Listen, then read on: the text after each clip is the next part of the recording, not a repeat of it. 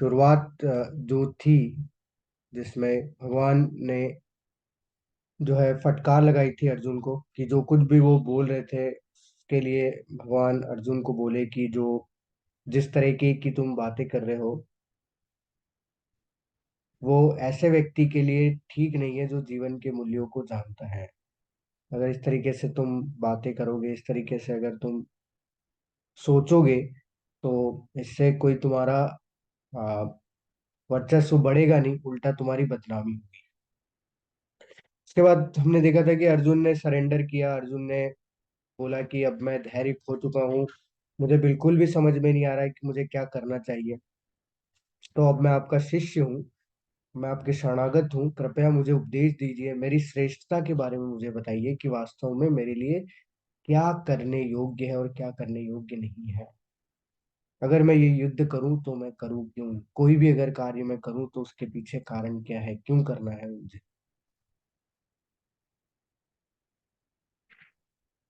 उसके बाद हमने चर्चा की थी कि कितना भी हम प्रयास कर लें, आ, जो दुख है वो हमारे संग में ही रहेगा इस भौतिक संसार में। क्यों? क्योंकि ये जो संसार है, भौतिक संसार, मटेरियल वर्ल्ड, ये एक तरीके से कैसा है, ये दुखालय है, ये दुखों का घर है।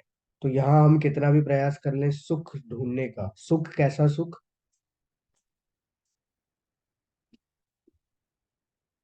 परमानेंट।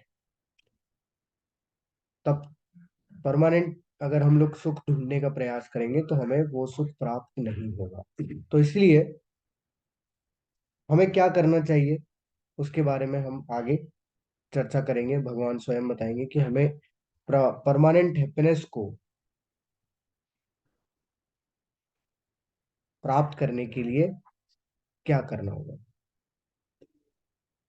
फिर हमने चर्चा की थी कि भगवान जो शब्द है उसकी परिभाषा क्या है, और उसकी परिभाषा के आधार पे कैसे भगवान श्री कृष्ण सारे जो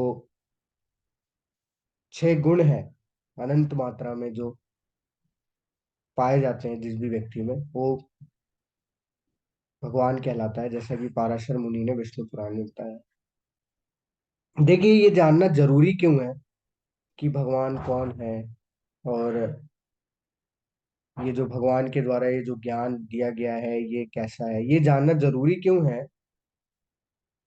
क्योंकि आज कई ऐसे भाष्यकार हैं, कई ऐसे टीकाकार हैं जिन्होंने भगवत गीता के ऊपर टीकाएं लिखी है। आपको शायद पता हो कि भगवत गीता एक ऐसा ग्रंथ है, एक ऐसा धार्मिक ग्रंथ है, या फिर आप ऐसी पुस्तक मान लीजिए जिसपे सबसे ज्यादा कमेंट्रीज है। करीब करीब मार्केट में 800 से 900 हजार टीकाएं आपको मिल जाएंगी। और हर तरीके के वर्ग के लोगों ने, हर तरीके के व्यक्ति ने भगवत गीता पे टीकाएं लिखी है। अगर आप देखें, राजनीतिज्ञों ने भी लिखी है, जैसे महात्मा गांधी ने भी टीका लिखी है एक। तो अगर आप पुरानी महात्मा गांधी की फोटोज देखेंगे तो उसमें एक पुस्तक होती थी महात्मा गांधी के पास, वो भगवत गीता ही। उसके बाद बड़े बड़े साइंटिस्टों ने भी जो है इस पे टीकाएं लिखी है, कमेंट्रीज दी है। तो हर तरीके के वर्ग के लोगों ने इस पे टीकाएं लिखी है। लेकिन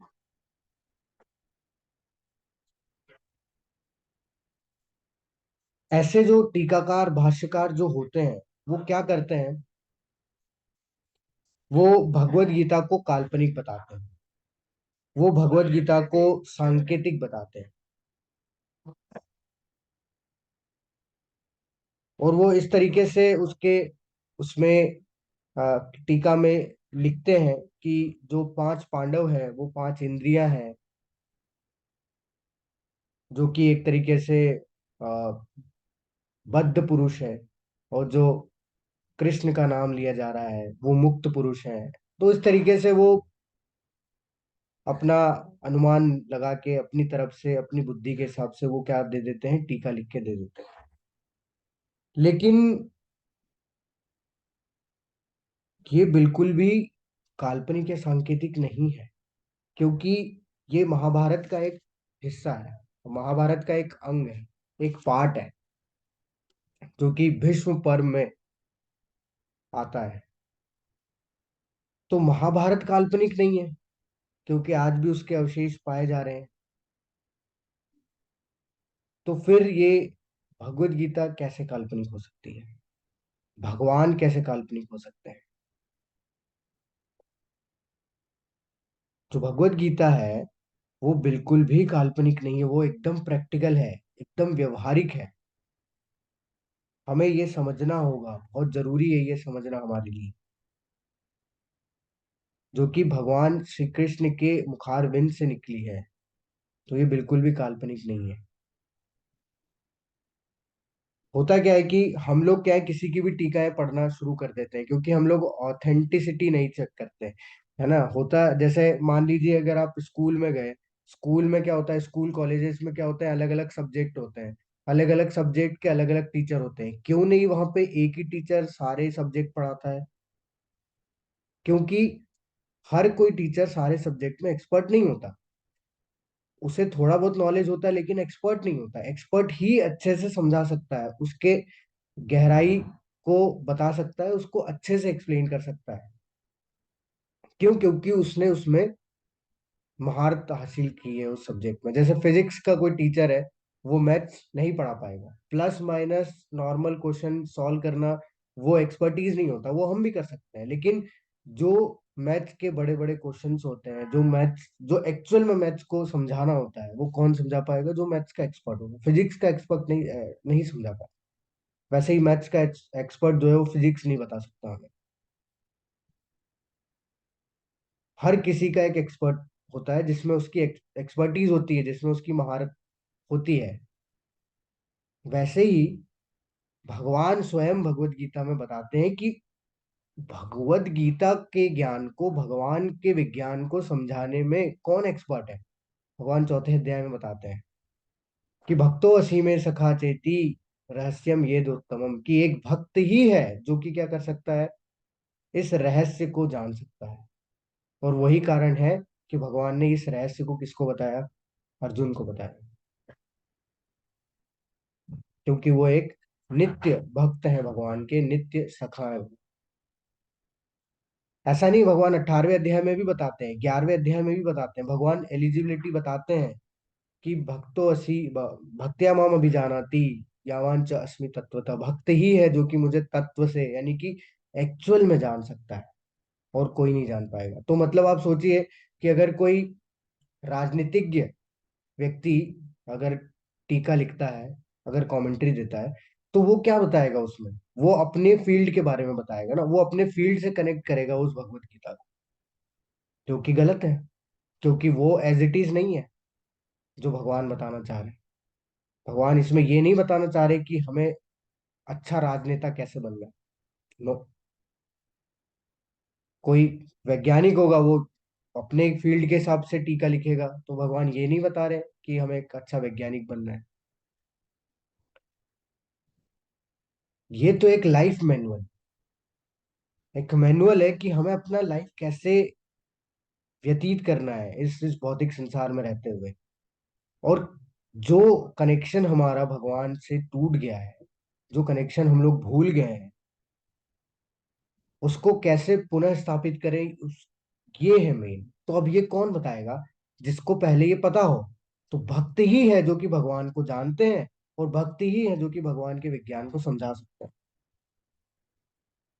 और इसी के लिए, इसी इसी कारण वर्ष आप देखिए, पूरे विश्व भर में जो प्रभुपाद जी ने टीका लिखी है, उसको पूरे विश्व में क्यों वो प्रसिद्ध है? क्योंकि प्रभुपाद जी की टीका यथारूप है, एज इट इज, जैसा भगवान ने समझाया है अर्जुन को, सेम ज्यों का त्यों हमें परोस दिया गया है प्रभुपाद जी के द्वारा। और आज आज के समय में आप पूरे विश्व भर में जो सबसे ज्यादा जो टीका पढ़ी जाती है, वो यथारूप ही पढ़ी जाती है। क्यों? क्योंकि वो सीधा हम लोग को ज्यों का त्यों ज्ञान प्रदान करती है, जो कि एक भक्त के द्वारा लिखी गई है। तो उन्होंने कुछ भी अपनी तरफ से ऐड ऑन नहीं किया, जो कुछ भी चला आ रहा था वो वैसा का वैसा हमें परोस दिया। तो इसलिए हमें प्रयास करना चाहिए कि हमें एक्सपर्ट, जैसे हम बोलते हैं ना, एक्सपर्ट की भगवत गीता को ही हम लोग फॉलो करें, जिससे कि हमें वो ज्ञान प्राप्त हो सके जो ज्ञान वास्तव में हमें प्राप्त करना है। ऐसी आप बहुत सारी टीकाएं पढ़ेंगे, तो उस हर टीका में अपने अपने हिसाब से, अपनी अपनी फील्ड के हिसाब से सब चीजें आपको मिल जाएगी, लेकिन वो ज्ञान प्राप्त नहीं हो पाएगा जिससे, जो कि हम लोग की जिज्ञासा है, जो कि हमारी जिज्ञासाओं को पूर्ण करेगा। तो हाँ, आगे बढ़ते हैं हम लोग।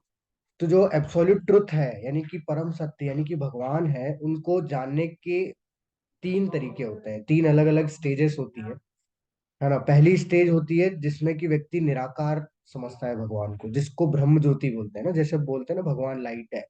भगवान तो, भगवान का कोई आकार नहीं है लेकिन लाइट है भगवान। तो ये फर्स्ट स्टेज है, क्योंकि उसकी, हम लोग की उतनी बुद्धि नहीं होती कि हम लोग एकदम से स्वीकार करें। तो कुछ लोग होते हैं जो कि इस तरीके से भगवान से जुड़ने का प्रयास करते हैं।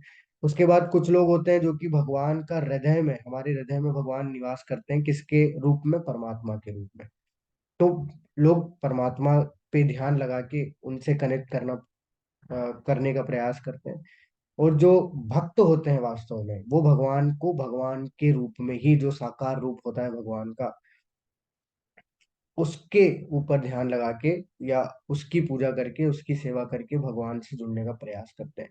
तो ये एक एक एग्जाम्पल से हम लोग इसको समझते हैं कि क्या होता है कि जब हम लोग कहीं घूमने जाते हैं, जैसे मान लीजिए किसी आइलैंड पे गए, तो अगर आप आइलैंड पे जाते हैं तो दूर से आपको वो आइलैंड नहीं दिखाई देगा, लेकिन जैसे जैसे आप उसके नजदीक जाएंगे तो आपको पता चलेगा अच्छा कोई आइलैंड है, कोई टापू है। फिर और नजदीक जाएंगे तो आपको पता चलेगा अच्छा उस टापू पे पेड़ भी है। अब जब और ज्यादा नजदीक जाएंगे तो हम ये पता लगा पाएंगे कि अच्छा उस पेड़ पे एक तोता बैठा है जो कि फल खा रहा है। ये हम दूर से नहीं देख पा रहे थे ना, दूर से हमें क्या दिख रहा था? दूर से हमें सब कुछ धुंधला दिख रहा था। तो वही स्थिति होती है कि व्यक्ति क्या करता है, सबसे पहली स्टेज में भगवान को नहीं जान पाता तो वो एक लाइट तक सीमित रह जाता है। फिर थोड़ा और जब ज्ञान प्राप्त होता है तो वो परमात्मा के लिए स्तर तक जाता है, फिर और थोड़ा ज्ञान प्राप्त होता है तो वो भगवान के स्तर तक पहुंचने का प्रयास करता है। तो जैसे अगर हम लोग एक और एग्जांपल से इसको समझते हैं, जैसे हम लोग अगर देखें, कोई व्यक्ति से आप पूछेंगे कि सूरज कैसा दिखता है, तो आप बोलेंगे नहीं, सूरज तो सिर्फ लाइट है, सूरज का कोई शेप नहीं है। अच्छा, चलिए, बहुत अच्छी बात है। लेकिन अगर कोई टेक्नोलॉजी ऐसी आ जाए जिससे कि हम थोड़ा पास चले जाए, या फिर कोई टेक्नोलॉजी छोड़ दीजिए, सुबह उठ के देख लीजिए, एकदम अर्ली मॉर्निंग जब सूरज जो है ऑरेंज कलर में निकल के आता है, तो हमें एकदम पता चल जाता है कि अच्छा सूरज का आकार है। सूरज लाइट नहीं है सिर्फ, सूर्य लाइट नहीं है, हमें नहीं दिख रहा, इसका मतलब ये नहीं कि सूर्य लाइट, सूर्य का एक आकार भी है। फिर जब वो और नजदीक जाते हैं तब हमें पता चलता है अच्छा सूर्य का तो एक ग्रह है, सूर्य एक ग्रह है, सूर्य देव जिसमें कि क्या है, उस ग्रह के राजा हैं।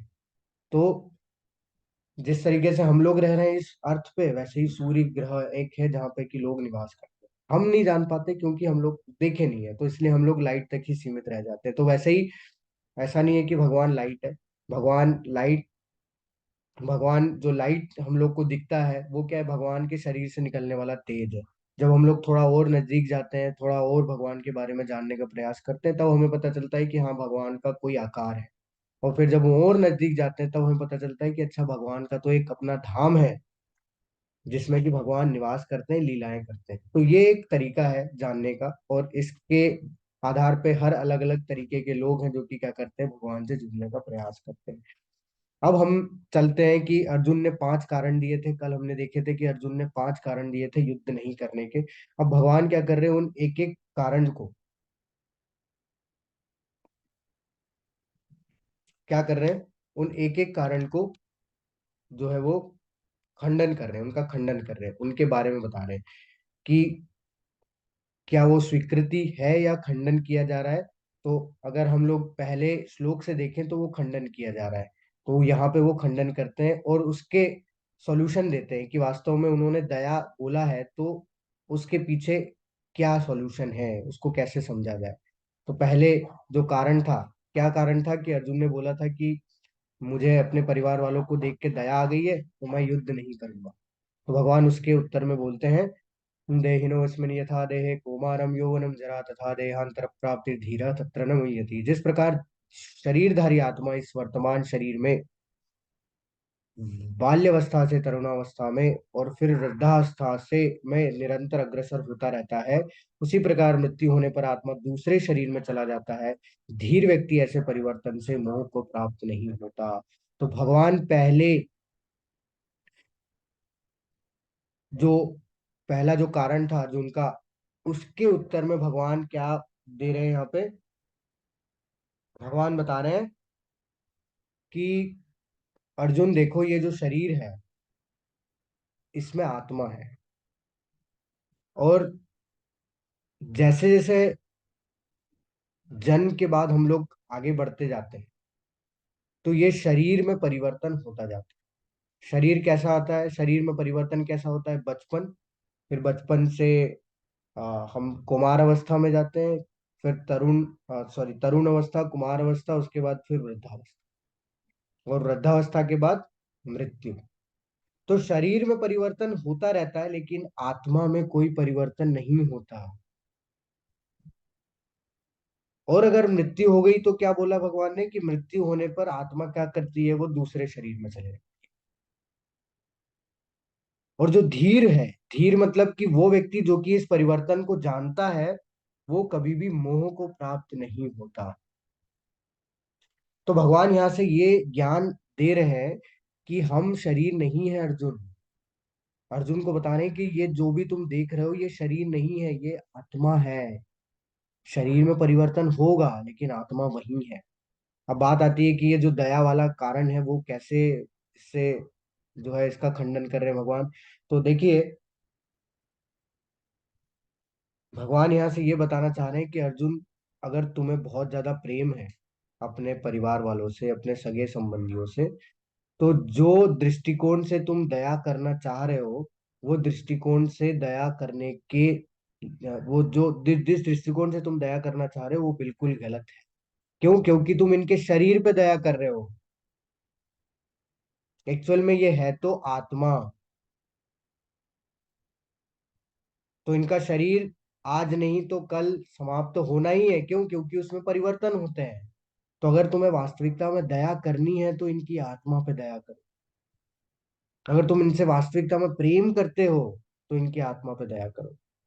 क्यों? क्योंकि अगर तुम अभी नहीं इनके इस शरीर को समाप्त करोगे इस युद्ध क्षेत्र में, तो कहीं ना कहीं आगे जाके इनके शरीर समाप्त होंगे। अब मान लो वो ऐसी जगह समाप्त हुए, ऐसे कार्य करने से समाप्त हुए जिससे कि इनको अगला जो जन्म है वो उस कार्य के आधार पर मिलेगा, तो वो जरूरी नहीं हो कि अच्छा मिले। लेकिन युद्ध क्षेत्र में अगर तुम इनके शरीर को समाप्त करोगे तो ये निश्चित है कि ये धर्म क्षेत्र है। तो ये योद्धा की जब यहाँ पे वध होगा, या फिर जो योद्धा जब यहाँ पे मरेगा, तो उसका उच्च योनि में ही या उच्च लोगों को ही वो प्राप्त होगा। यानी कि उसका उसके आत्मा का जो है वो भला होगा, ना कि बुरा होगा। अब बात आती है कि भगवान का दृष्टिकोण हम लोगों ने अभी तक नहीं देखा था, तो भगवान ने अपना दृष्टिकोण यहाँ बताया कि भगवान युद्ध क्षेत्र का निरीक्षण कैसे कर रहे हैं। वहां पे सारी सेनाओं को वो शरीर के आधार पे नहीं देख रहे हैं, वो किसके देख रहे हैं कि ये सब जो है वो क्या है? ये सब आत्मा है। तो ये जो शरीर है ये तो क्या है? ये क्षणिक है, टेम्पररी है। आज नहीं तो कल ये खत्म होना ही है। लेकिन जो आत्मा है वो कभी भी समाप्त नहीं होता। वो क्या कर रहा है? वो एक एक शरीर से दूसरे शरीर में चल रहा है, और ऐसा परिवर्तन चलता रहेगा। और अगर जो इस परिवर्तन को जानता है, धीर व्यक्ति है, वो कभी भी मोह को प्राप्त नहीं होगा। मोह को यानी कि कभी भी वो अटैच नहीं होगा इन शरीर से। हम लोगों का भी अटैचमेंट किससे? शरीर से। हम लोग भी एक दूसरे से अटैच किससे हैं? शरीर से। हमारे माता, हमारे पिता, हम लोग सब एक दूसरे से अटैच। हमको कोई मतलब नहीं, हमारा कोई प्रेम नहीं है, वो सब झूठा प्रेम है। क्योंकि हम लोग शरीर से प्रेम करते हैं। हम लोग एक दूसरे से प्रेम नहीं करते हैं। आप इसको एक बार ट्राई करके देख लीजिए। क्योंकि अगर हम दया करना चाह रहे हैं, अगर वास्तविकता में हम चाहते हैं कि हमारे माता पिता ने हमारे लिए बहुत सेक्रीफाइस किया है, बहुत हमारे लिए संघर्ष किया है, तो हम उनकी आत्मा पे तो दया कर ही नहीं रहे, कल को तो उनकी शरीर समाप्त हो जाएंगे, वो किसी और शरीर में चले जाएंगे। तो उस शरीर पे दया करके क्या मिलेगा? और कोई शरीर प्राप्त हो जाएगा। ऐसे हमारे कितने माता पिता चले गए, हमें नहीं पता। तो भगवान यहाँ से ये स्थापित करना चाह रहे हैं कि हम शरीर नहीं है, ये हमें स्वीकार करना होगा। अब ऐसे एक बात आती है कि अब सभी लोग सोचेंगे कि ये तो सब जानते हैं, हम लोग सभी जानते हैं कि हम शरीर नहीं है। अगर हम जानते हैं शरीर नहीं है, तो हम रियलाइज नहीं करते। मतलब रियलाइजेशन का मतलब कि हम उसके आधार पे क्या अपना जीवन जी रहे हैं? नहीं जी रहे। हमें क्या हो रहा है? हमें हर छोटी सी छोटी चीज परेशान कर देती है इस संसार में। तो अगर वो संसार में, इस संसार में परेशान कर रही है छोटी सी छोटी चीज, तो इसका मतलब ये है कि कहीं ना कहीं हम लोग अभी आत्मा के स्तर पे नहीं है। और वही चीज अर्जुन के साथ भी हुई। अर्जुन को परेशान कर रहा था क्या? वो सारा माहौल, सारे रिश्तेदार दिखे उसे, सब अपना दिखा, वो फ्लैशबैक चलने लग गया कि मैं इनके साथ खेलता था, मैं इनके साथ जो है बचपन मेरा बीता है, और मैं इन्हें मार दूं। तो ये शरीर दिख रहा है उन्हें, बस जो हमें भी दिखता है। तो भगवान उन्हें बस बता रहे हैं कि अर्जुन, अगर तुम्हें वास्तविकता में प्रेम है और अगर तुम्हें दया करनी है, तो इनके शरीर पे दया मत करो, इनकी आत्मा पे दया करो। इन्हें इस शरीर से निकालो और उच्च लोकों को भेजो, जिससे कि इनका भला हो। नहीं तो ये कहीं ना कहीं आगे जाके इनकी मृत्यु तो होगी ही, क्योंकि शरीर का परिवर्तन चलता रहता है, शरीर में परिवर्तन होता रहता है। आगे भगवान बताते हैं आत्मा के बारे में, तो आप इधर देख सकते हैं इस फोटो में कि कैसे बाल्यावस्था से कुमार अवस्था, तरुण अवस्था, कुमार अवस्था, मृत्यु हो गई। और ये जो आप देख रहे हैं व्हाइट, ये वैसा का वैसा ही है, ट्रांसफर होता चला जाता है। आगे भगवान बताते हैं, तो अगर ये जो आत्मा है, अगर शरीर समाप्त हो जाता है, तो ये फिर कैसे शरीर बदलता है? तो उदाहरण से बताते हैं भगवान। वासांस से जीर्णानि यथा विहाय नवानि गृह्णाति नरोपराणि तथा शरीराणि विहाय जीर्णानि अन्यादि संयाति नवानि देहि। भगवान बताते हैं कि जिस प्रकार मनुष्य पुराने वस्त्रों को त्याग कर नए वस्त्र धारण करता है, उसी प्रकार आत्मा पुराने तथा व्यर्थ के शरीरों को त्याग कर नवीन भौतिक शरीर धारण करता है। भगवान बता रहे हैं कि जैसे एक बार हम लोग, पुराने कपड़े हमारे हो जाते हैं, उसको हम लोग क्या करते हैं, फेंक देते हैं या किसी और को दे देते हैं। वैसे ही आत्मा भी क्या करती है, जो पुराना व्यर्थ का शरीर हो जाता है, जर्जर हो जाता है, उसको त्याग के वो किसके, अगले नए शरीर को प्राप्त करती है, नए शरीर को धारण करती है। बहुत इजी है, बहुत इजीली आपको समझ में आ गया होगा। तो तात्पर्य में प्रभुपाद जी बताते हैं कि अणु आत्मा यानी कि जो अंश होता है आत्मा, उसको बोला गया अणु आत्मा द्वारा शरीर का परिवर्तन एक स्वीकृत तथ्य है। ये हर कोई स्वीकार करता है, हम भी स्वीकार करते हैं, आप भी स्वीकार करते हैं, हर कोई स्वीकार करता है कि we are the soul, we are not body. आधुनिक वैज्ञानिक तक जो आत्मा के अस्तित्व पर विश्वास नहीं करते, पर साथ ही हृदय से शक्ति साधन की व्याख्या भी नहीं कर पाते, उन परिवर्तनों को स्वीकार करने को बाध्य है, जो बाल्यकाल से कुमारावस्था और फिर तरुणावस्था तथा वृद्धावस्था में होते रहते हैं। वृद्धावस्था से यही परिवर्तन दूसरे शरीर में स्थानांतरित हो जाता है। देखिए, जो आत्मा है ना हमारे इस भौतिक संसार में 84 लाख योनियां है, 84 लाख स्पीसीज है। 84 लाख योनियों में से ये अपनी इच्छा के अनुसार जिस भी प्रकार के भोग की इच्छा होती है, उसके आधार पे इसको शरीर प्राप्त हो जाता है। किसको? आत्मा को। और इस प्रकार से ये परिवर्तन चलता रहता है, फिर ये अगले शरीर में, फिर अगले शरीर में, फिर अगले शरीर में। मतलब भगवान क्या बोलना चाह रहे हैं? भगवान ये बोलना चाह रहे हैं कि अगर तुम इन्हें नहीं भी मारोगे, तो भी इन्हें मरना तो है ही, जैसे कि अभी हमने चर्चा किया। इनके शरीर को समाप्त तो होना है, तो तुम क्यों ना एक निमित्त मात्र बनो, तुम एक जरिया बनो, जिससे कि इनका उद्धार हो सके।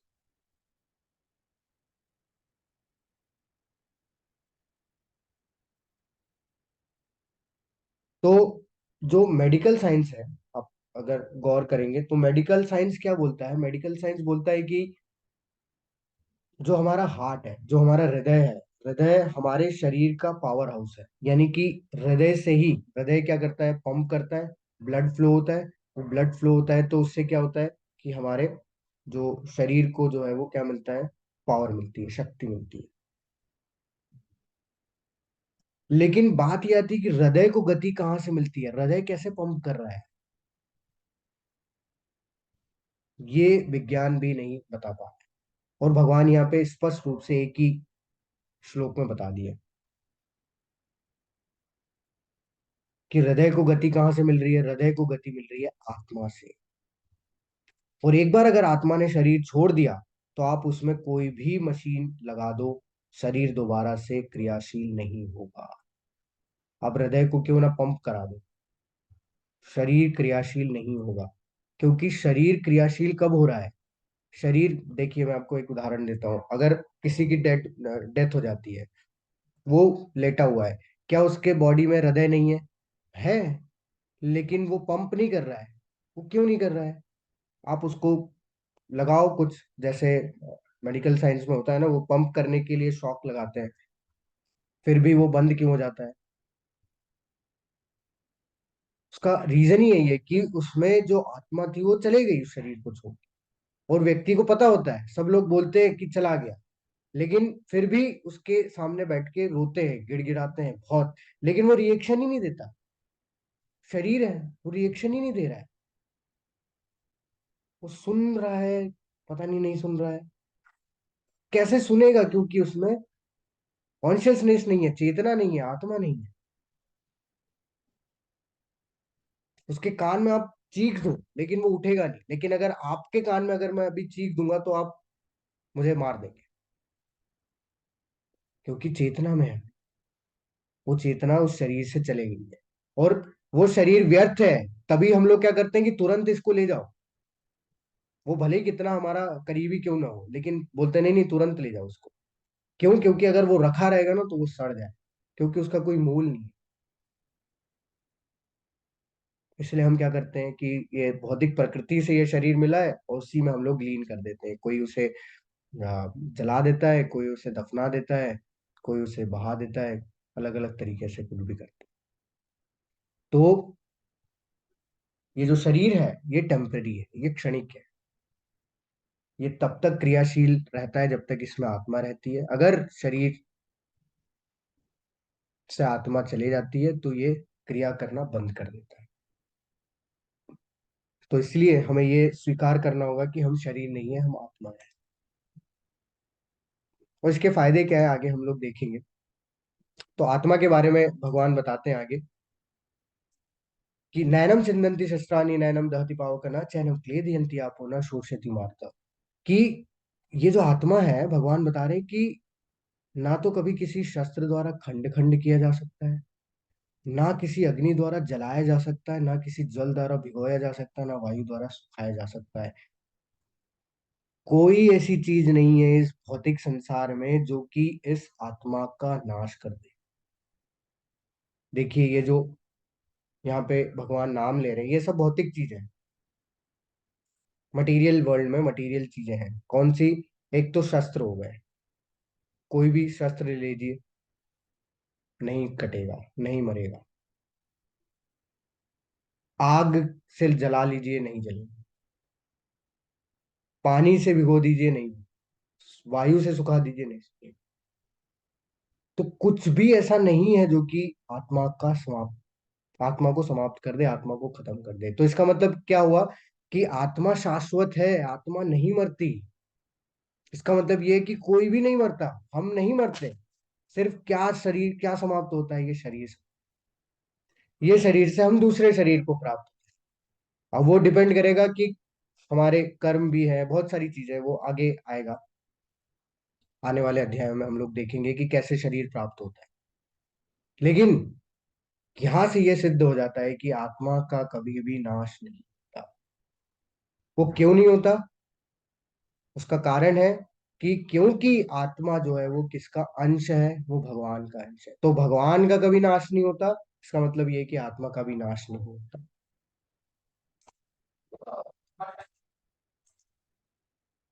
तो आज के समय पे होता क्या है कि हम अपना जीवन में जो भी कार्य करते हैं है ना, वो किसके लिए करते हैं? सिर्फ और सिर्फ शरीर के लिए करते हैं। अच्छा खाना, अच्छा पहनना, क्या इन सबसे हमारी आत्मा संतुष्ट हो रही है? नहीं। हमें लगता है कि हमें संतुष्टि हो रही है, नहीं हो रही है हमें। ऐसा नहीं है। हम लोग भ्रम में है कि ये सब करने से हमारी आत्मा संतुष्ट, ये तो हम शरीर को दे रहे हैं ना। अच्छा खाना खाना किसको लगता है? शरीर को लगता है। हम लोग स्वस्थ रहते हैं। अच्छा पहनना किस पे आता है? शरीर को अच्छा दिखाने के लिए। हम सारा जो मेकअप करते हैं, शरीर, बाल बनाते हैं, ये सब क्या है? हमारे शरीर को सही रखने के लिए। तो ठीक है, बहुत अच्छी बात है, हम लोग बाहरी तौर से अच्छा रखने का कोशिश कर रहे हैं। लेकिन बात आती है कि अंदर से हम लोग अच्छा रख पा रहे हैं या नहीं रख पा रहे हैं। तो अंदर से हम लोग कोई सफाई नहीं कर रहे हैं। यानी कि अगर हम वो खाना दे रहे हैं, भोजन दे रहे हैं अपने शरीर को, सफाई कर रहे हैं अपने शरीर की, फिर भी उसके दुष्परिणाम हमें झेलने पड़ते हैं। यानी कि सब कुछ करने के बाद हमें फिर भी क्या मिलता है? तनाव, निराशा, डिप्रेशन, चिंता, ये सब हमें झेलनी पड़ती है। जबकि हम सब कुछ दे रहे हैं, क्या नहीं दे रहे हैं शरीर को? हम दे रहे हैं अच्छा खाना दे रहे हैं, अच्छे कपड़े दे रहे हैं, सुबह से योग करते हैं, लेकिन फिर भी अल्टीमेटली कुछ ना कुछ होता ही है, हो ही जाता है। ऐसा क्यों? क्योंकि हम क्या सोचते हैं? हम ये सोचते हैं, देखिए हमारी बुद्धिमत्ता का स्तर देखिए, हम सबकी बुद्धिमत्ता का स्तर क्या है, कि हम ये सोचते हैं कि हम तो शरीर है और ये तो एक दिन नष्ट हो जाना है। ये हमारे पास ज्ञान है। तो क्यों ना भोग किया जाए, जितना एंजॉय कर सकते हो उतना एंजॉय किया जाए इस लाइफ में। ये हमेशा नहीं मिलती है मनुष्यों में, हम लोग के पास उतनी बुद्धि है, हमको पता ही है। और हम लोग करते रहते हैं, करते रहते हैं, एंजॉय कर रहे हैं बस। और उसके दुष्परिणाम है कि हमें बीमारियां ही मिलती है, हमें दुख ही मिलता है। और ये चीज आप कोरोना के समय देख चुके हैं। कोरोना काल में क्या हुआ था? कोरोना काल में बड़े बड़े सेलिब्रिटी, क्या नहीं था उनके पास? फेम, पैसा, डेली लोग फॉलो करते हैं, पूरी दिनचर्या फॉलो हो रही है उनकी, लोग उन्हें भगवान जैसा मान रहे हैं अपने जीवन में। लेकिन क्या कर रहे हैं वो लोग? इतना सब कुछ सुख सुविधा होने के बावजूद भी वो लोग आत्महत्या कर रहे हैं, सुसाइड कर रहे हैं। क्यों? ऐसा क्यों? क्यों? क्योंकि वो सब शरीर के स्तर पे कार्य कर रहे हैं, आत्मा के स्तर पे कार्य नहीं कर रहे हैं। अगर आप उनसे जाके पूछेंगे तो वो बोलेंगे हाँ, we are not a body, we are soul, but वो काम ही नहीं कर रहे ना आत्मा के स्तर पे। इसीलिए तो व्यक्ति आत्महत्या करता है, क्योंकि उसे लगता है कि ये शरीर नष्ट कर दूंगा, ये शरीर में छोड़ दूंगा तो मैं सारी दुखों से, जो है सारा जितने भी मैं दुख झेल रहा हूँ उससे मैं बच जाऊंगा। लेकिन पॉसिबल नहीं है, क्योंकि हम लोग शरीर तो है ही नहीं। शरीर तो आगे जाके वैसे भी नष्ट होना है, तो आपने पहले नष्ट कर दिया, उसका क्या मतलब?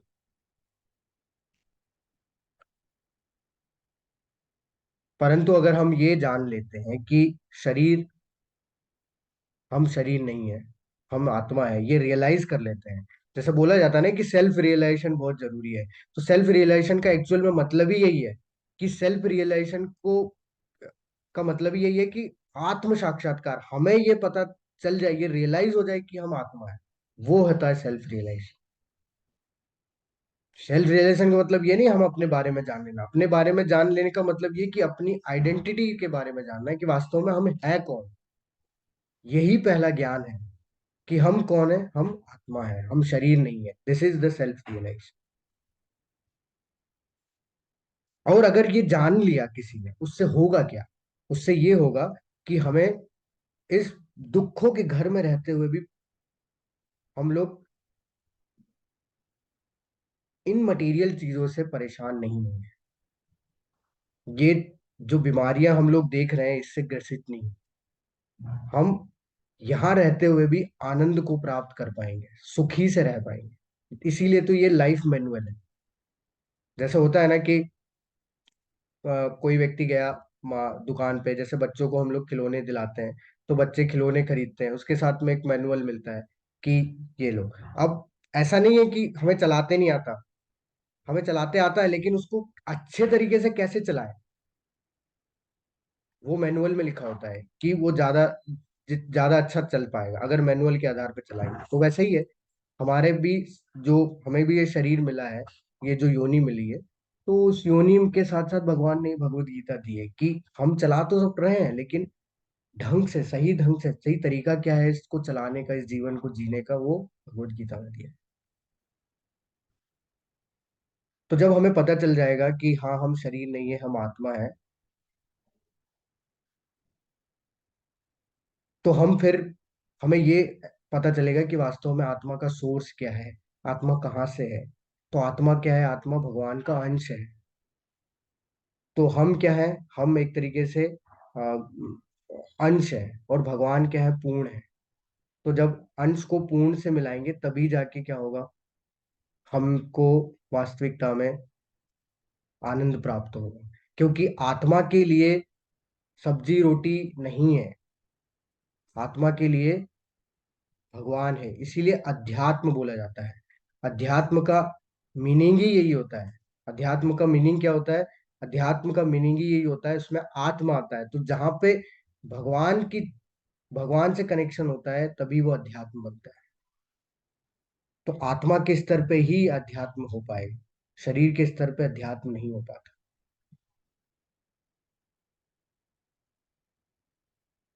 यानी कि जब तक हम लोग अपने आप को भगवान से कनेक्ट नहीं करेंगे, स्पिरिचुअलिटी से कनेक्ट नहीं करेंगे, आध्यात्मिक आजकल बोलते हैं ना कि स्पिरिचुअलिटी से कनेक्ट करो, अगर नहीं करेंगे तो कितना भी कोशिश कर लो आप, हम लोग, आप लोग, कोई भी प्रसन्न नहीं रह पाए, कोई भी सुखपूर्वक जीवन व्यतीत नहीं कर पाए। क्योंकि भगवान बताए स्वयं, भगवान भगवत गीता में आगे बताएंगे, मामे वांसु जीव लोके जीव भूता सनातन। मामे वांशो यानी कि मेरे अंश हैं जीव लोक, यानी कि इस जीव लोक के जितने भी जीव भूत, जितने भी जीव हैं, वो कैसे अंश है? सनातन, यानी कि इटर्नल, भगवान की इटर्नल सनातन अंश है। यानी कि हम हमेशा से भगवान के अंश हैं, भगवान के सेवक हैं। और जब तक हम लोग उनसे कनेक्ट नहीं करेंगे तो कैसे, मतलब कि आत्मा का एकमात्र भोजन क्या है? यही है। और जब तक वो भोजन आत्मा को नहीं दिया जाएगा तो आत्मा कैसे जो है वो हेल्दी होगा? नहीं होगा। जैसे एक उदाहरण देता हूँ मैं आपको। एक मछली है, अब एक मछली है, आप उसको क्या करो, पानी से बाहर निकालो। अब पानी से बाहर निकालो और मेडिकल साइंस की जितनी भी चीजें हैं आप सब लगा दो, उसे प्रोटीन दे दो, विटामिन दे दो, आप उसको ऐसे ऐसे इंजेक्शन लगा दो, क्या वो जिंदा रह पाएगी? प्रयास कर लीजिए, नहीं रह पाएगी। नहीं रह पाएगी। क्यों? क्योंकि उसका सीधा संबंध किससे है? पानी से। वैसे ही हम यहाँ पे है, भौतिक संसार में हमारे पास गाड़ी है, हमारे पास पैसा है, अच्छा परिवार है, हम सुखपूर्वक जीवन जीने का प्रयास कर रहे हैं, लेकिन फिर भी सुखपूर्वक जी नहीं पा रहे हैं। क्यों? क्योंकि हमारा सीधा संबंध भगवान से है, हमारा संबंध इन सब चीजों से नहीं है। तो जब तक हमारा संबंध हम लोग फिर से स्थापित नहीं करेंगे, तब तक हम लोग उस हैप्पीनेस को, जिसके लिए कि हम प्रयास कर रहे हैं, इस भौतिक संसार में इतना संघर्ष कर रहे हैं, वो प्राप्त नहीं कर पाए।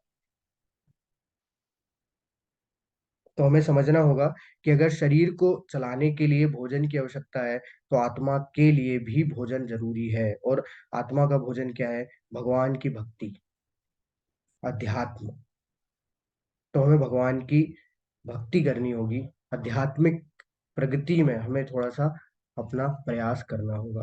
तो होता क्या है कि ये शरीर एक तरीके से क्या है, ये शरीर एक तरीके से आप बोल सकते हैं कि एक कार के जैसा है।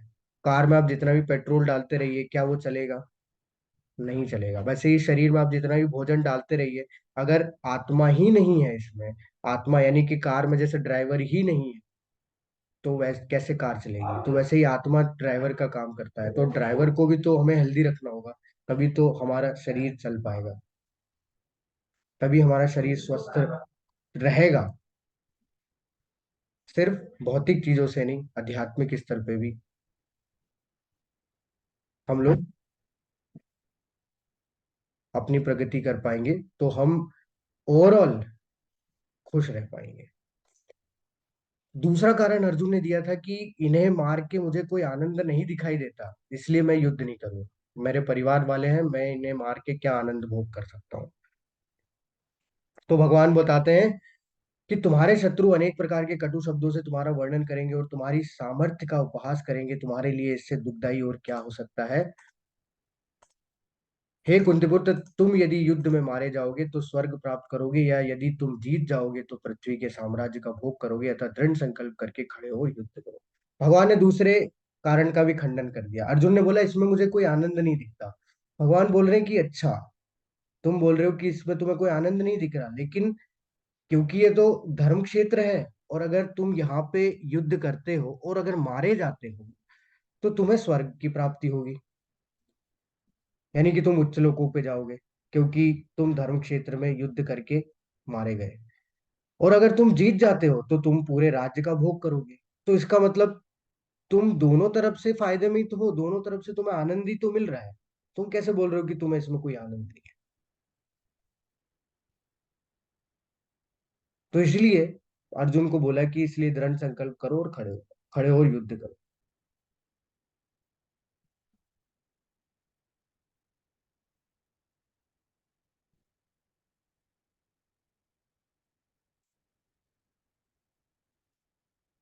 तीसरे कारण पे भगवान उत्तर देते हैं। तीसरा कारण क्या था? तीसरा कारण था कि अगर मैं इन्हें मारूंगा तो मुझे पाप लगेगा, मैं पाप का भोगी बनूंगा, क्योंकि मैं अपने ही रिश्तेदारों का वध कर।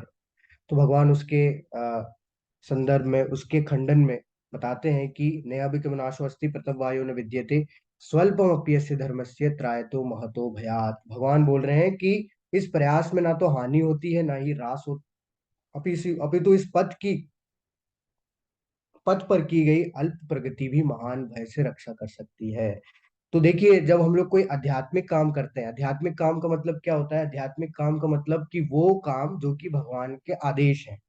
तो भगवान ने आदेश दिया अर्जुन को युद्ध करो, तो इसका मतलब ये है कि अर्जुन को उसमें दिमाग नहीं लगाना है। क्यों? क्योंकि वो भगवान ने ऑर्डर दिया है। भगवान तो हमसे ज्यादा बुद्धिमान है, वो तो जानते हैं ना कि युद्ध क्यों करा रहे हैं वो। तो अर्जुन उसमें डाउट कर दिया ना, अर्जुन ने बोला कि मुझे युद्ध नहीं करना। तो अर्जुन को भगवान बोल रहे हैं देखो, ये जो मैं बोल रहा हूँ इसमें ना तुम्हारी हानि है ना कोई किसी तरीके का नुकसान है, रास है। कोई नुकसान नहीं, कोई हानि, कुछ भी नहीं होगा तुम्हारा। उल्टा अगर तुम थोड़ा सा भी प्रयास करोगे तो उसमें तुम्हारी महान से महान भय से रक्षा होगी। और इसके बहुत सारे उदाहरण हैं। जैसे मैं आपको उदाहरण देता हूँ, जिसे आप नीचे देख रहे हैं। तो हनुमान जी रामायण में अ, लंका में जाते हैं।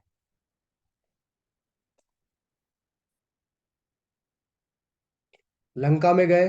अब लंका में गए तो उन्होंने क्या किया, जब उनकी पूंछ में आग लगा दी तो उन्हें पूरी लंका को जो है वो जला दिया। सब लोगों का क्या बोलना है कि हनुमान जी ने ऐसा क्यों किया? हनुमान जी ने अपना शक्ति प्रदर्शन किया। लेकिन नहीं, हनुमान जी ने शक्ति प्रदर्शन नहीं किया। हनुमान जी ने भगवान के लिए ये कार्य किया, और रावण को ये बताने के लिए, पूरी लंका को ये बताने के लिए कि सेना उनका जो एक सेनापति है, जो एक योद्धा है, वो इतना ताकतवर है, तो पूरी जो सेना राम जी लेके आ रहे हैं, श्री राम, वो कितनी ताकतवर होगी। तो ये सेवा में उन्होंने किया, ये भगवान की सेवा में किया। और ये जब जाके बताया गया भगवान श्री राम को, तो उन्होंने उनको और सेवा प्रदान की, और वो खुश हुए भगवान श्री राम। क्यों? क्योंकि उन्होंने अपने लिए नहीं किया। अगर वो चाहते, अगर शक्ति प्रदर्शन करना चाहते, तो वो उनके पास इतनी क्षमता थी हनुमान जी के पास कि वो खुद सीता मैया को ला सकते थे, लेकिन उन्होंने ऐसा नहीं किया।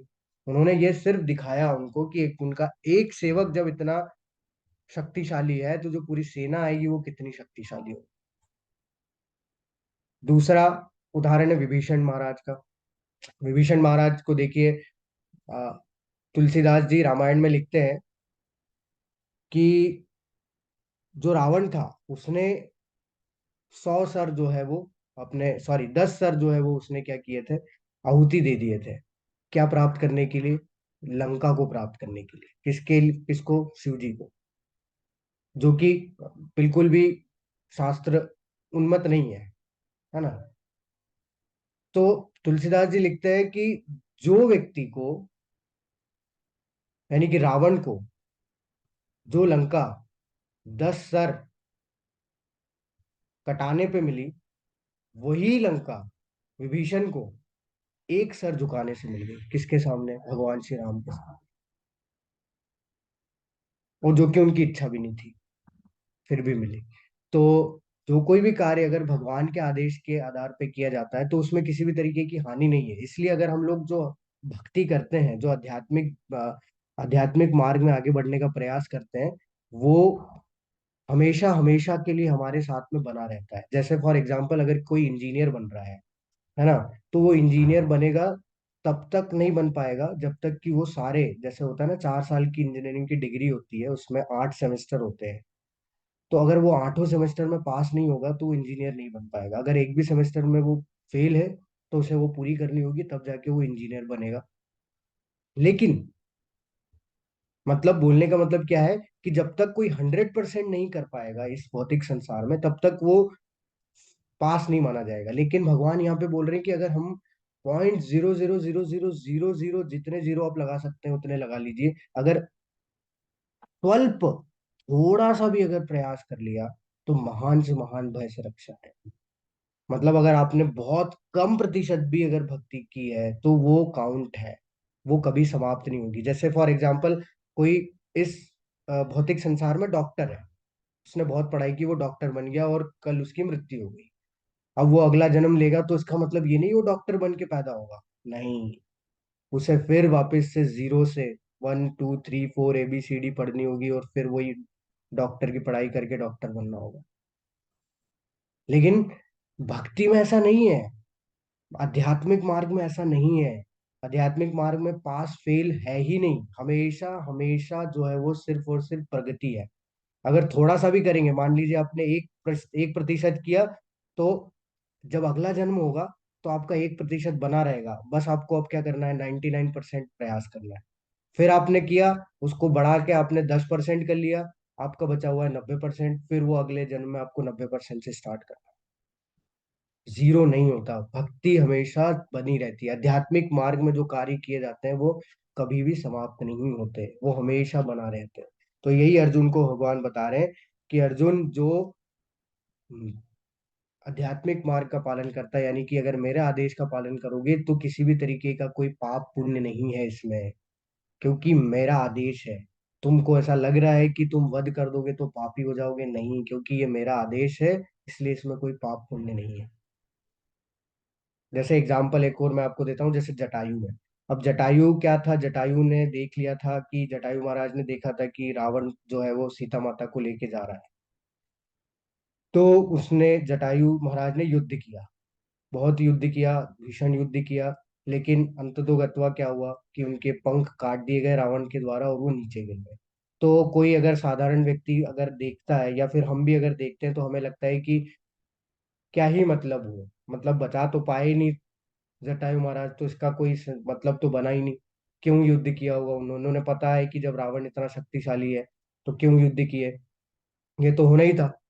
लेकिन ये साधारण व्यक्ति जो है, हम लोगों जैसे व्यक्ति जो है सोचते हैं। लेकिन भक्त की दृष्टि से अगर आप देखें, तो जटायु महाराज की इतना थोड़ा सा भी प्रयास, और ऐसा प्रयास जिसमें कि वो सीता माता को बचा भी नहीं पाए, छुड़ा भी नहीं पाए, फिर भी उनका कितना बड़ा फायदा हुआ, कितना लाभ हुआ, कि जो प्रभु श्री राम अपने पिता का अंतिम संस्कार नहीं किए, उन्होंने जटायु का अंतिम संस्कार किया। और जब भगवान के द्वारा ये सब किया गया तो भगवान के धाम में सीधा निवास मिला, यानी कि इस जो जन्म मृत्यु का जो चक्र है वो समाप्त हो गया।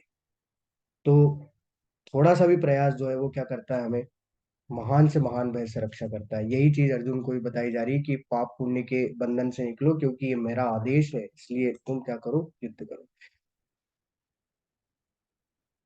चौथा कारण अर्जुन बताते हैं कि ऐसा करने से मेरी जो पारिवारिक परंपरा है वो समाप्त हो जाएगी, सारा परिवार नष्ट हो जाएगा, मैं क्या करूंगा, जो अवांछित संतानें पैदा होंगी, भगवान उसके उत्तर में बताते हैं, यावान अर्थ उत्पाने उद्पाने सर्वतः संप्लुतोदके तावान सर्वेषु वेदेषु ब्राह्मणस्य विजानतः। भगवान बताते हैं कि पहले समय पे क्या होता था, पहले समय पे ऐसा होता था, गाँव में अलग अलग कुएं होते थे। एक कुआं पानी मतलब खाना बनाने के लिए पानी यूज करने के लिए होता था, एक कुआं जो है वो भगवान की सेवा के लिए यूज होता था, एक कुआं कपड़े धोने के लिए, एक कुआं नहाने के लिए, ऐसे अलग अलग कुएं होते थे पहले। लेकिन भगवान यहाँ पे उदाहरण यही दे रहे हैं कि अगर मान लीजिए उसी गांव में, जिस गांव में अलग अलग कुएं हैं, उसी गांव में अगर एक नदी हो जो कि बहती हुई नदी हो, तो उसमें इन सारे कुओं का कोई मतलब ही नहीं बनता। क्यों? क्योंकि बहती हुई नदी में सारा कार्य किया जा सकता है, कोई पानी एक जगह टिकेगा तो नहीं, तो पानी हमेशा स्वच्छ ही मिलेगा। तो ये जो अलग अलग कुएं का जो कार्य हो रहा है वो एक नदी से पूरा किया जा सकता है। तो पारिवारिक परंपराओं में अलग अलग व्यक्ति को प्रसन्न करने से बेटर है, भगवान बोल रहे हैं कि तुम मुझे प्रसन्न करो। क्यों? क्योंकि हर कोई जो है वो आत्मा है, और आत्मा क्या है? भगवान का अंश है। तो अगर मैं प्रसन्न हो जाऊंगा तो ये जो आप बोल रहे हो कि जितने भी पुरखे हैं, जो भी परिवार है, ये सब भी स्वतः ही प्रसन्न हो जाएंगे। और अगर तुम मुझे ही प्रसन्न नहीं करोगे तो फिर ये सब भी कैसे प्रसन्न होंगे? फिर वही होगा जो तुम देख रहे हो। मतलब कि पारिवारिक परंपराएं नष्ट कब होगी? जब तुम मेरी बात नहीं मानोगे। क्यों? क्योंकि वास्तविकता में भगवान का आदेश है, और अगर भगवान के आदेश की पूर्ति नहीं होगी तो फिर अपनी बुद्धि से किया गया कार्य हमेशा क्या करेगा? हमारा विनाश ही करेगा। क्योंकि हमें नहीं पता ना वास्तविकता में आगे क्या है। भगवान तो जो भी प्लान करते हैं वो फ्यूचर को देख के करते हैं, हम जो प्लान करते हैं वो प्रेजेंट को देख के करते हैं। तो हम विश्वास नहीं करते, क्योंकि हमें लगता है कि हम ज्यादा बुद्धिमान हैं, तो उस कारण से हम फंस जाते हैं। तो इसलिए भगवान यहाँ पे बोल रहे हैं कि इस तरीके से कार्य करो। तो इस तरीके से, इसमें किसी भी तरीके से, जैसे होता है ना कि अगर कोई पेड़ है, अगर पेड़ से आपको फल चाहिए, तो आप क्या करेंगे? पेड़ के फल में पानी देंगे क्या? फूल में पानी देंगे क्या? अगर फूल चाहिए तो नहीं, हमें पता है कि हाँ, पेड़ की जड़ में पानी देंगे तो फल भी मिलेगा, फूल भी मिलेगा। तो बस भगवान भी यही बोल रहे हैं कि तुम सीधा जड़ पे क्यों नहीं अटैक कर, सीधा जड़ को क्यों नहीं प्रसन्न कर रहे हो, यानी सीधा मुझे क्यों नहीं प्रसन्न कर रहे हो? तो जितने भी मुझसे जुड़े हुए हैं वो सब स्वतः ही प्रसन्न हो। आखिरी कारण अर्जुन ने दिया था कि मैं असमंजस में हूँ भगवान, मुझे समझ नहीं आ रहा कि मैं क्या करूं। तो भगवान बताते हैं, व्यवसायत्मिका बुद्धि रेके कुरु नंदन बहुशाखा नंताश बुद्धियो स अव्ययसाई नाम। भगवान बता रहे हैं कि जो इस मार्ग पर चलते हैं वो प्रयोजन में दृढ़ रहते हैं और उनका लक्ष्य भी एक होता है। हे कुरु नंदन, जो दृढ़ प्रतिज्ञ नहीं है उनकी बुद्धि अनेक शाखाओं में विभक्त रहती है। देखिए, भगवान यहाँ पे ये बोलना चाह रहे हैं कि अर्जुन ने 7वें श्लोक में बोला कि अब मैं आपका शिष्य हूँ, अब मैं आपका शरणागत हूँ। यानी कि अर्जुन ने भगवान अर्जुन जो है वो अब भगवान के शिष्य बन गए हैं, और भगवान क्या है? अब गुरु हो गए हैं। तो एक गुरु, जो सॉरी एक जो शिष्य होता है, उसका एकमात्र लक्ष्य क्या होता है? उसका एकमात्र लक्ष्य होता है अपने गुरु के आदेश की पूर्ति करना, अपने गुरु के आदेश का पालन करना। अगर कोई ऐसा नहीं करता तो उसकी बुद्धि जो है वो क्या है? अनेक शाखाओं में विभक्त रहती है। यानी कि अलग अलग जगह से वो सोचता रहेगा, अलग अलग जगह पे जो जो बोलते रहेंगे उस पर दिमाग लगाता रहेगा। और इससे होगा क्या? इससे हमारे अंदर असमंजस की स्थिति पैदा होगी। हम लोग ये निर्णय नहीं ले पाएंगे कि हमें क्या करना है, ये करें या ये करें, वो करें ये करें। और ऐसे करने में हम लोग तनाव में आ जाएंगे।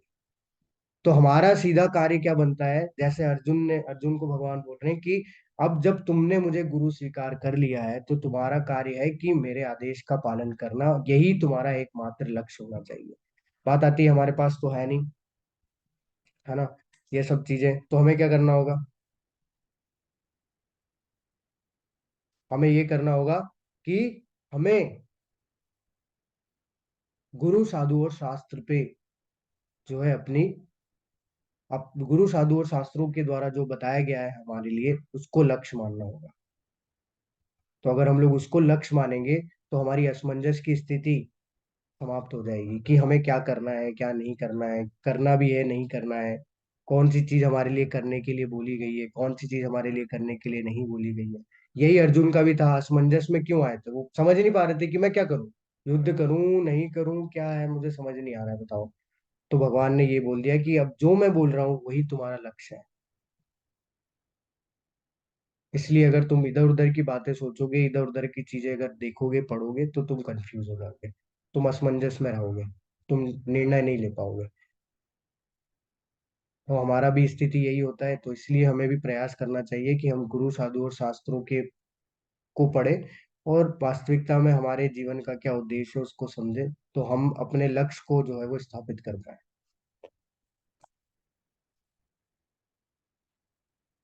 अब सबसे फेमस श्लोक है जो आप सब भी जानते हैं, कर्मण्येवाधिकारस्ते माँ फलेषु कदाचन माँ कर्म फल हेतुर्भूते संगो अस्ति कर्मणि। देखिए, अब भगवान ने सारे पांचों जो कारण दिए थे अर्जुन के, वो सबका खंडन कर दिया, और उसके आ, खंडन में उत्तर भी दिए, बहुत सॉल्यूशन दिए कि कैसे कैसे सॉल्व किया जा सकता है, उसको कैसे कैसे समझा जा सकता है सही तरीके से। अब जो कि ये हमने देखा था कि भगवत गीता जो है वो क्या है, दूसरा भगवत गीता का जो दूसरा अध्याय है वो क्या है, गीता का सार है। तो यहाँ पे भगवान बता रहे हैं कर्म के बारे में। अभी तक ज्ञान की बात चल रही थी, थोड़ी सी भक्ति की बात भी आई बीच में, है ना। अब भगवान कर्म की बात कर रहे हैं। कर्म के बारे में भगवान बताते हैं कि तुम्हें अपने कर्म करने का अधिकार है, किंतु कर्म के फलों के तुम अधिकारी नहीं हो। तुम ना तो कभी अपने आप को अपने कर्मों के फलों का कारण मानो, नहीं कर्म न करने में कभी आसक्त हो।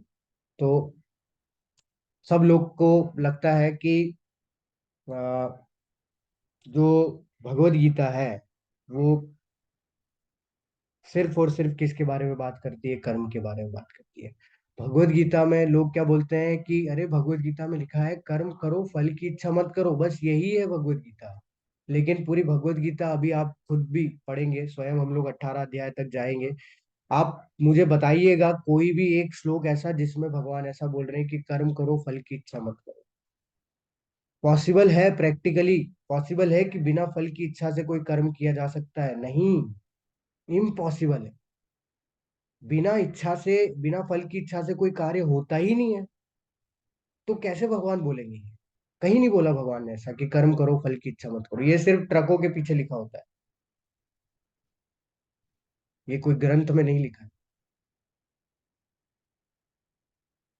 भगवान क्या बोल रहे हैं, कर्मण्येवाधिकारस्ते माँ फलेषु कदाचन, कि तुम अपने कर्म के अधिकारी हो। तुम्हारे पास एक राइट है, तुम्हारे पास एक अधिकार है, क्या? सिर्फ कर्म करने का। फल के अधिकारी तुम नहीं हो। तो तुम्हें कर्म करना है ये मान के कि तुम्हें क्या चाहिए, तुम्हारी क्या इच्छा है। अब वो हमारी इच्छा हमारी डेस्टिनी में होगी तो हमें मिल जाएगी, नहीं होगी तो नहीं मिलेगी। क्योंकि फल के अधिकारी हम नहीं है, फल के अधिकारी भगवान है। हम सिर्फ अपना 100%, 200%, 300%, 500 जितना दे सकते हैं उतना दे सकते हैं। अल्टीमेटली अगर वो मिलना होगा हमें तो वो मिल जाए, नहीं मिलना होगा जो फल की इच्छा से हम कार्य कर रहे थे तो वो नहीं, हमारी डेस्टिनी में नहीं होगा तो नहीं, हम कितना भी प्रयास कर ले। तो हमें क्या करना है वास्तव में, भगवान ये बोल रहे हैं कि फल की इच्छा तो करो, लेकिन वो जो फल की इच्छा आपने की है उससे अटैच मत हो जाओ, उससे आसक्त मत हो जाओ। जैसे फॉर एग्जाम्पल मैं आपको एक एक बहुत एक ट्रू इवेंट बताता हूँ, एक ट्रू एग्जाम्पल देता हूँ। ऐसा होता है, एक लड़की है, लड़की थी मतलब, जो कि बहुत स्टूडियस थी, बहुत पढ़ती थी, और वो स्कूल में टॉप किया उसने। और स्कूल में ऐसा नहीं कि एक सब्जेक्ट में, ऑल ओवर सारे सब्जेक्ट में टॉपर थी वो। और यूनिवर्सिटी टॉप किया उसने, सब पूरा स्कूल का जो जो रीजन होता है उसमें रीजन में टॉप किया उसने। अब उसको क्या मिला, उसको आईआईटी बॉम्बे मिल गया। उसने तैयारी की, स्टूडियस तो थी वो, आईआईटी बॉम्बे उसे मिल गया। आईआईटी बॉम्बे में गई वो, आईआईटी बॉम्बे में उसने तैयारी की, सॉरी वहाँ पे पढ़ाई की। पहले सेमेस्टर पास किया, दूसरे सेमेस्टर की बारी आई तो दूसरे सेमेस्टर में भी। अब पहले सेमेस्टर में भी उसने यूनिवर्सिटी टॉप किया, मतलब पूरे आईआईटी में सबसे ज्यादा मार्क्स थे उसके, और सारे सब्जेक्ट में भी। दूसरे सेमेस्टर में भी सबसे ज्यादा मार्क्स थे उसके, टॉपर थी वो। लेकिन एक सब्जेक्ट में वो सेकंड आ गई, फर्स्ट टॉप नहीं कर पाई। हुआ क्या कि उसने आत्महत्या कर दी। क्यों की होगी आत्महत्या? क्योंकि वो अपने फल से इतना ज्यादा अटैच थी, इतना ज्यादा अटैच थी कि उसे स्वीकार ही नहीं कर पाई वो कि मैं कैसे सेकंड आ सकती हूँ। तो जितना ज्यादा अटैचमेंट होगा उतना ज्यादा दुष्परिणाम हमें झेलना पड़ेगा। तो इसलिए भगवान यहाँ पे बोल रहे हैं कि अटैच मत हो, कर्म करो, जितना पॉसिबल हो सकता है, जितना एफर्ट लगा सकते हो उतना एफर्ट लगा के कर्म करो। जो फल आपने इच्छा किया है उससे अटैच मत हो। अगर मिलता है तो भगवान का शुक्रिया अदा करो, नहीं मिलता है तो ये मान लो कि शायद वो डेस्टिनी में नहीं है और दूसरे काम में अपने स्टार्ट कर दो, क्योंकि कर्म तो हमारे समाप्त नहीं होंगे, कर्म चलते रहेंगे। तो इसलिए हमें कर्म करते रहना है। हम सोचे कि जो हमारी डेस्टिनी में वही मिलेगा और हम कर्म नहीं करें, तो नहीं करना भी एक तरीके का कर्म, तो उसके भी दुष्परिणाम हमें मिलेंगे। तो इसीलिए जैसे बोलते हैं ना कि do your best and leave the rest, कि जितना बेस्ट हो सकता है उतना बेस्ट करो और बाकी सब कुछ हो। तो यही इस श्लोक का मीनिंग है। और आज मैं थोड़ा सा आपका समय लेना चाहूंगा, क्योंकि ये कुछ ही 2 स्लाइड बची है, वो समाप्त हो जाएगी, तो मैं कल से तीसरा अध्याय फिर हम लोग शुरू करेंगे। अब बात आती है कि ये सब कार्य कैसे संभव हो सकते हैं। मान लीजिए अगर मैंने आत्म साक्षात्कार प्राप्त कर लिया, जैसे मुझे सेल्फ रियलाइजेशन हो रहा है, या आपको सेल्फ रियलाइजेशन हो रहा है, तो आपको पता कैसे चलेगा कि आप सेल्फ रियलाइज हो गए। उसके कुछ लक्षण होते हैं। तो उस लक्षण को उस व्यक्ति को क्या बोलते हैं, स्थित प्रज्ञ बोलते हैं, जो कि जिसको आत्म साक्षात्कार हो जाता है, जो सेल्फ रियलाइज होते हैं उसे स्थित प्रज्ञ बोलते हैं। तो वो कैसे होते हैं, भगवान बताते हैं कि हे पार्थ, जब मनुष्य मनोधर्म से उत्पन्न होने वाली इंद्रिय तृप्ति की समस्त कामनाओं का परित्याग कर देता है और जब इस तरह से विशुद्ध हुआ उसका मन आत्मा में संतोष प्राप्त करता है, तो वो विशुद्ध दिव्य चेतना को प्राप्त, यानी कि स्थित प्रज्ञ, यानी कि आत्म साक्षात्कारी कहा जाता है। देखिए इस संसार में ना दुख सुख, लाभ हानि, अच्छा बुरा, गर्मी सर्दी, ये सब बना रहता है, यानी कि इनको बोलते हैं द्वंद। यहाँ पे ये द्वंद चलता है, मान अपमान, आदर सम्मान अनादर, ये सब चलता रहता है। अगर आज आपको दुख मिल रहा है तो कल सुख मिलेगा, कल आपको सुख मिल रहा है तो दुख मिलेगा। ये इंटेंसिटी पे भी डिपेंड करता है, जितना इंटेंसिटी का दुख है उतनी इंटेंसिटी का सुख भी मिलेगा, उतनी इंटेंसिटी का फिर दुख भी मिलेगा। तो ये चलता रहता है, ये कभी खत्म नहीं होगा। कल आपका अपमान हो रहा है तो आज सम्मान होगा, कल आदर हो रहा है तो कल अनादर होगा, ऐसे चलता रहेगा। लेकिन जो व्यक्ति आत्मा के स्तर पे आ जाता है, उसे ये जो द्वंद है वो कभी भी परेशान नहीं करते। उसे अच्छा बुरा, लाभ हानि, मान अपमान सम्मान, ये सबसे वो परे हो जाता है। क्यों? क्योंकि वो समझ जाता है कि ये सब चीजें किसके लिए है, ये सब चीजें शरीर के लिए है। आत्मा का तो किसी तरीके का कोई लाभ हानि, अच्छा बुरा, मान अपमान से कोई लेना देना ही नहीं है, क्योंकि आत्मा भौतिक संसार से है ही नहीं। आत्मा तो आध्यात्मिक है, क्योंकि वो भगवान का अंश है। तो इसलिए वो हमेशा किस स्तर पे आ जाता है, हमेशा मतलब कनेक्टेड रहता है भगवान से, अध्यात्म से, ना कि इससे। हम लोग अभी किससे कनेक्टेड है, हम जानते हैं हम आत्मा है, लेकिन हम कनेक्टेड किससे हैं, मटेरियल वर्ल्ड से। इसलिए हमें हर छोटी से छोटी चीज परेशान करती है, कि उसने ऐसा क्यों बोल दिया, उसने मेरा अपमान किया, आज तो गर्मी लग रही है, कल ठंड लगेगी।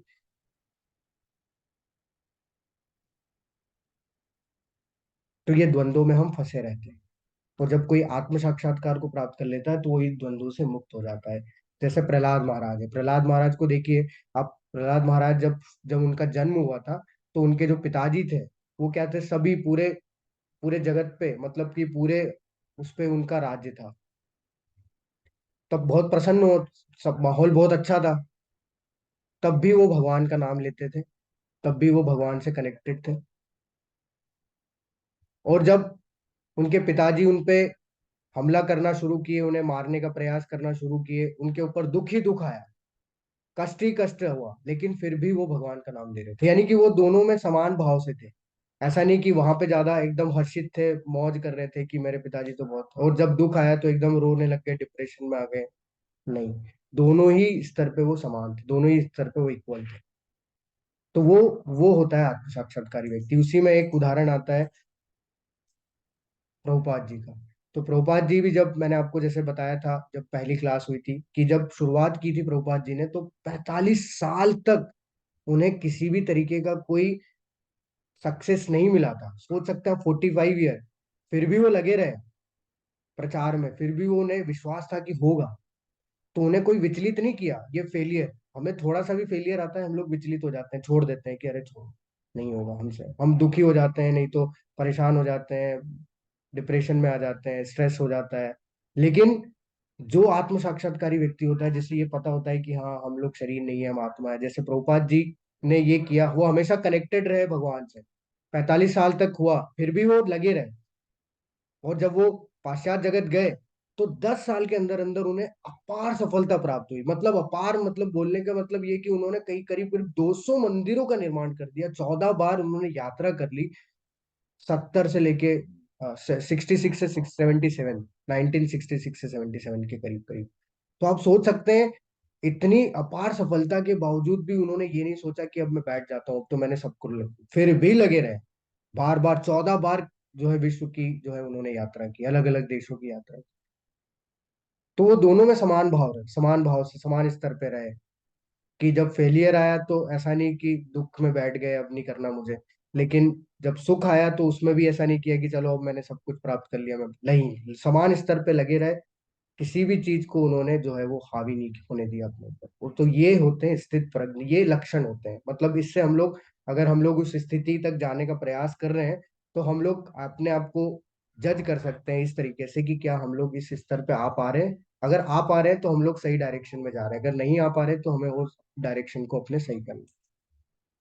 अंतिम 2 श्लोक है, बहुत महत्वपूर्ण श्लोक है और बहुत ही ज्यादा महत्वपूर्ण श्लोक है। आप देख सकते हैं कि इसको कई बड़ी बड़ी यूनिवर्सिटीज में पढ़ाया जाता है, साइकोलॉजी में इन 2 श्लोकों को पढ़ाया जाता है।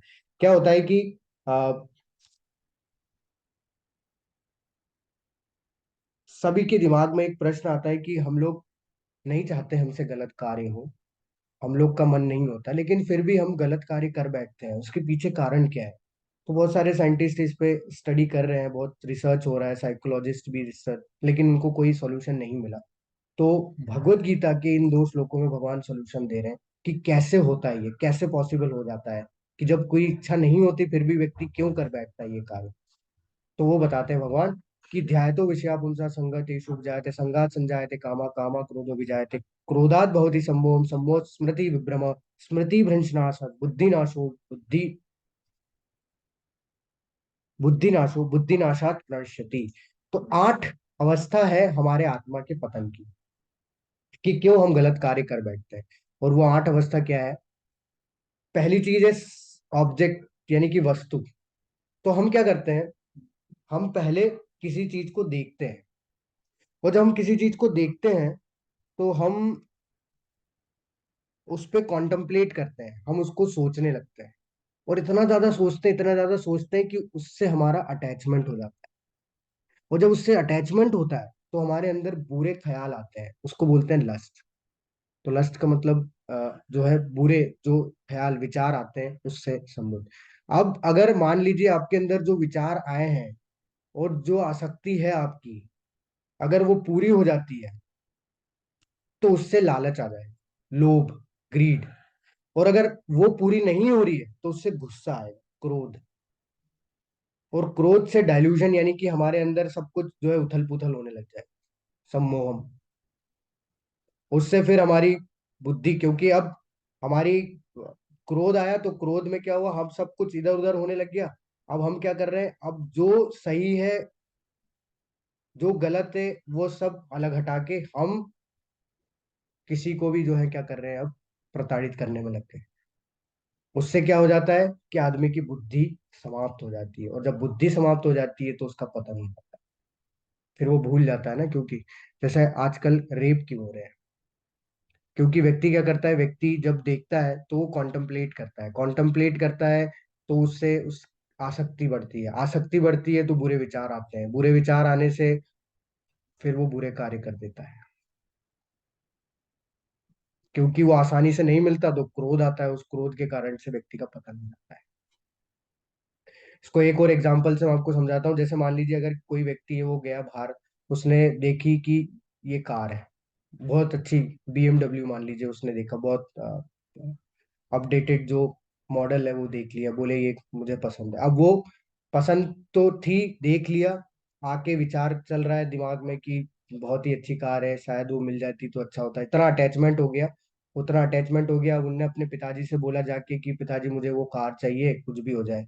अब पिताजी अगर बहुत ज्यादा पैसे वाले हैं तो वो तुरंत ला दिए, मान लीजिए। अब अगर तुरंत ला दिए तो व्यक्ति को जो चीज उसने सोची थी वो तुरंत मिल गई, तो उससे क्या बढ़ता है, लालच बढ़ता है। फिर वो जाएगा मार्केट में, फिर उसे और अपडेटेड मॉडल दिख जाएगा, तो वो आके अपने पिताजी को फिर बोलेगा कि ये तो अब खराब हो गई, वो ले लेते हैं। लेकिन मान लीजिए अगर उस पिताजी ने नहीं लाके दी, तो क्या होगा, तो क्रोध आएगा, क्योंकि वो आसानी से नहीं मिल रहा है।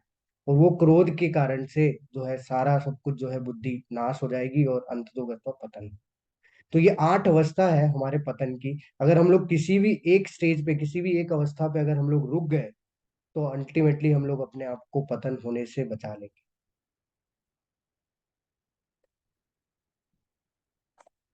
तो हमने देखा आज ये जो दूसरा अध्याय इसमें, कि भगवान ने 5 कारणों का खंडन किया, और 5 कारणों के खंडन में भगवान ने अलग अलग का जो है उत्तर भी दिए। और अंत में हमने कर्म के बारे में देखा, और कर्म के बाद हमने देखा कि कैसे 8 अवस्थाएं होती है जो है कि हमारे पतन का जो है कारण बनती है। प्रभुपाद जी के शब्द हैं कुछ अंतिम में। प्रभुपाद जी बताते हैं कि मनुष्य कृष्ण भावनामृत या दिव्य जीवन को एक क्षण में प्राप्त कर सकता है, और हो सकता है कि उसे लाखों जन्म के बाद भी न प्राप्त हो। यह तो सत्य समझने और स्वीकार करने की बात। इस जीवन का अंत होने से पूर्व यदि कोई कृष्ण भावनावाहित हो जाए तो उसे तुरंत ब्रह्म निर्वाण अवस्था प्राप्त होती है। भगवत धाम तथा भगवत भक्ति के बीच कोई अंतर नहीं है, चूंकि दोनों चरम पद है। अतः भगवान की दिव्य प्रेमा भक्ति में व्यस्त रहने का अर्थ है भगवत धाम को प्राप्त करना। भौतिक जगत में इंद्रिय तृप्ति विषय कार्य होते हैं, और आध्यात्मिक जगत में कृष्ण भावनामृत विषयक। इस जीवन में ही कृष्ण भावनामृत की प्राप्ति तत्काल ब्रह्म प्राप्ति जैसी है। और जो कृष्ण भावनामृत में स्थित होता है वह निश्चित रूप से पहले ही भगवत धाम में प्रवेश कर चुका होता है। तो भगवत गीता के प्रतिपाद्य हैं कर्मयोग, ज्ञान योग और भक्ति योग। तो वास्तव में भगवत गीता में सिर्फ कर्म योग नहीं है, ज्ञान योग और भक्ति योग भी है। तो ये जो द्वितीय अध्याय है इसमें प्रभुपाद जी बता रहे हैं वही जो हम पहले चर्चा किए थे, कि कर्म योग तथा ज्ञान योग और भक्ति योग तीनों के बारे में थोड़ा थोड़ा भगवान ने परिचय दिया है। तो अब कल से जो अध्याय शुरू होंगे उसमें भगवान इनको डिटेल में बताएंगे। तो कल से अध्याय जो शुरू होंगे वो कर्मयोग के बारे में जो है भगवान बताएंगे डिटेल में, कि वास्तव में कर्मयोग को कैसे समझा जा सकता है। तो ये जो हमारा अध्याय है, दूसरा अध्याय, ये यहीं समाप्त होता है। तो अगर आप लोगों का कोई प्रश्न है, आप पूछ सकते हैं, हैंड रेज कर सकते हैं चैट बॉक्स में। हरे कृष्ण।